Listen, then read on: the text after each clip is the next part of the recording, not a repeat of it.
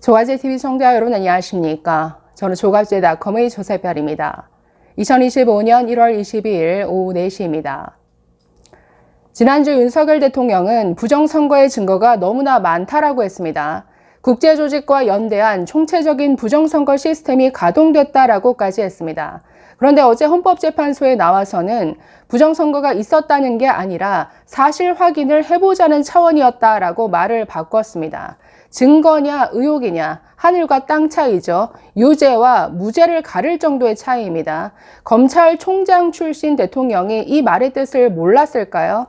자, 어제와 오늘이 다른 윤석열 대통령. 자, 이 내용 좀 살펴보도록 하겠습니다. 자, 지금으로부터 3년 전 윤석열 대통령과 국민의힘은 부정선거에 대해서 뭐라고 했을까요? 여러분 자료 한번 보겠습니다. 자, 20대 대선을 앞두고 사전투표를 독려하면서 국민의힘은 저런 자료까지 만들어서 배포했습니다. 자, 보시면 20대 대선 국민의힘의 팩트체크. 자, 보시면 첫 번째, 중앙선관위 선거정보센터를 해킹해서 투표수와 득표수가 조작 가능한가? 불가능하다라고 빨간 글씨로 써 있죠. 자, 내용 좀 더 구체적으로 보시면 각 개표소마다 국민의힘 추천 개표 참관인 6명이 감시를 하고 있고, 또 개표 후 국민의힘 추천 개표 참관인이 득표 현황을 취합해서 당협 그리고 중앙당에 보고한다. 따라서 숫자가 다를 경우 이의제기가 가능하다. 아무리 전산 시스템 해킹해서 숫자를 조작하더라도 현장에서 다 발각되게 되어 있다라는 겁니다. 그러니 안심하고 투표하십시오. 이런 내용이죠. 자, 두 번째. 투표함이나 개수기 조작이 가능한가? 역시나 빨간 글씨로 불가능하다라고 적고 있죠. 저 말은 투표함에 가짜 투표지를 집어넣거나 아니면 투표지 분류기 또는 심사 개수기로 조작이 가능한가? 불가능하다라는 뜻입니다. 자, 그 이유에 대해서 이렇게 설명하네요. 각 개표소마다 국민의힘 추천 개표 참관인이 득표 현황을 100장 단위로 다 육안으로 확인한다. 그리고 공식 투표용지가 아니거나 잘못 분류된 투표지를 발견하게 되면 현장에서 바로 이의제기를 한다.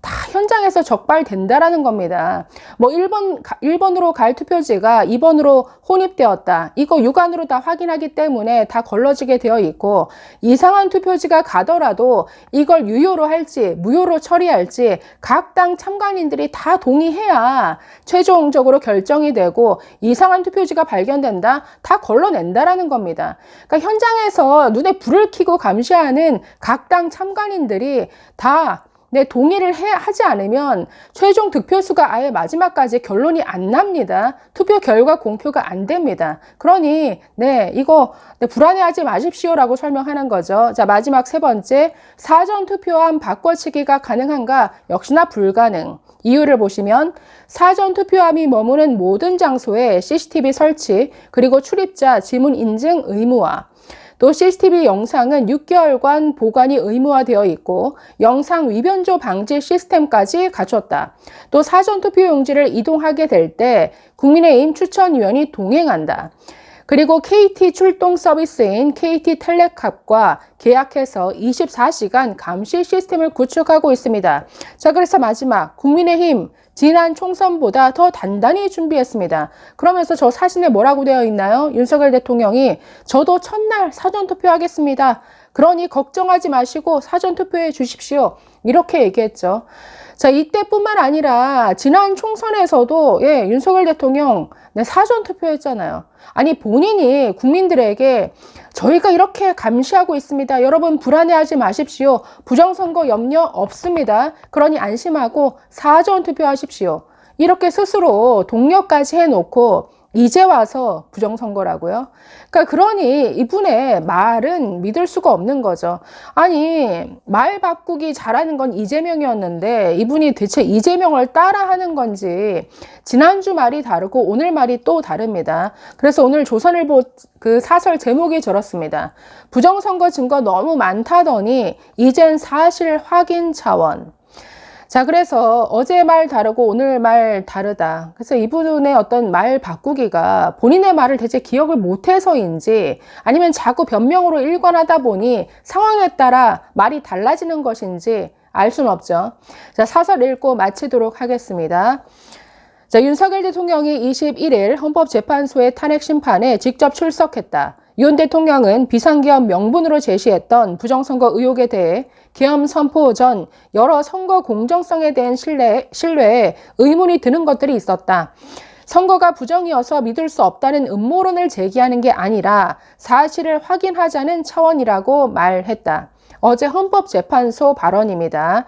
계엄을 정당화하기 위해 사후적으로 부정선거 의혹을 주장하고 있다는 지적에 반박하면서 한 말이다.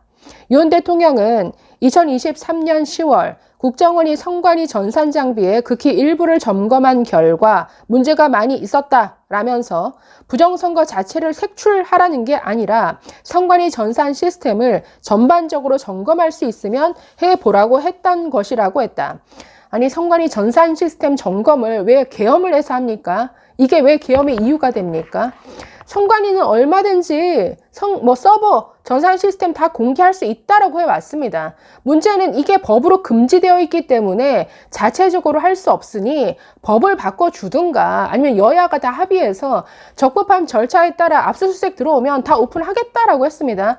다만 선관위 그 서버를 다 공개하게 되면 이걸 다시 구축하는데 어마어마한 비용이 들기 때문에 이 비용 처리 어떻게 할지 정부가 정해달라라고까지 했습니다. 자, 계속 보시면 윤 대통령의 이 같은 언급은 불과 얼마 전의 주장과 크게 다르다.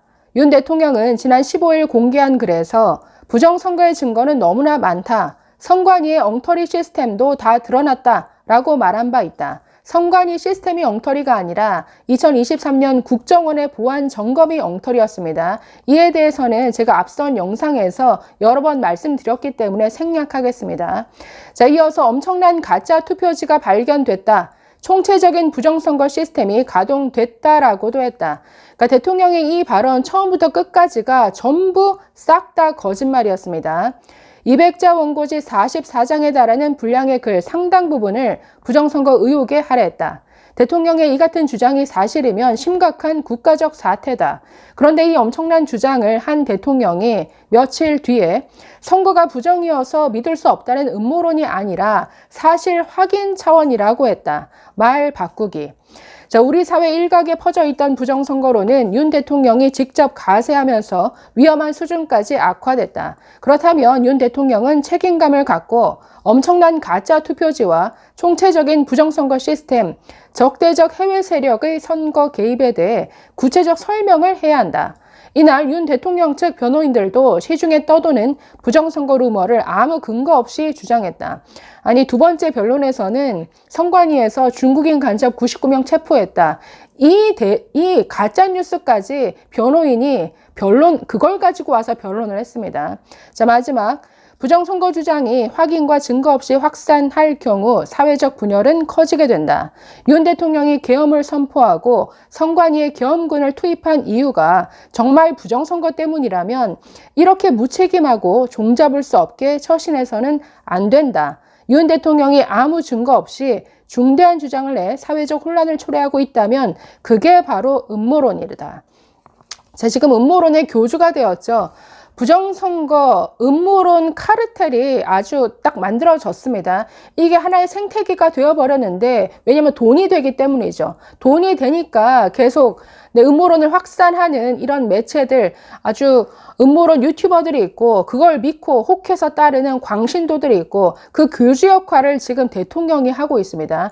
그래서 이런 거대한 음모론 카르텔이 만들어졌는데 이거 제대로 정리하지 않으면 정말 우리 사회 아주 심각한 분열, 그래서 보수를 절단냈을 뿐만 아니라 우리나라 사회에 정말 이 어떤 민주주의의 근간을 흔드는 이런 혼란을 지금 교주가 된 대통령이 만들어가고 있다는 건 이게 더 윤석열의 가장 큰 죄인 것 같습니다. 어제와 오늘이 다른 윤석열 대통령의 말 바꾸기, 또 다음에는 이 부정선거와 관련해서 또 어떤 주장을 할지, 어떻게 말을 바꿀지 지켜보겠습니다. 감사합니다.